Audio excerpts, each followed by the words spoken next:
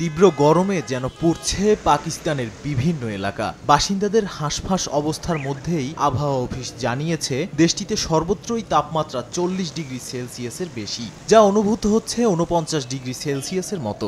বিবিসির তথ্য, এ অবস্থায় রোববার থেকে বুধবার পর্যন্ত হিটস্ট্রোকে আক্রান্ত 267 জনকে ভর্তি করা হয়েছে হাসপাতালে।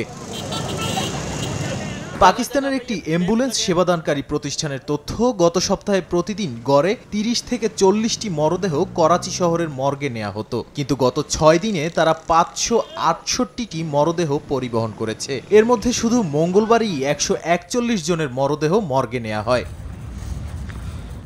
এদিকে প্রচণ্ড গরমে নাকাল যুক্তরাষ্ট্রের বিভিন্ন অঙ্গরাজ্য। তাপের তীব্রতায় ওয়াশিংটনে আব্রাহাম লিঙ্কনের বিখ্যাত মোমের মূর্তি মাথাসহ বেশ কিছু অংশ গলে গেছে। অঙ্গরাজ্যটিতে সর্বোচ্চ তাপমাত্রা রেকর্ড করা হয় 37 ডিগ্রি সেলসিয়াস।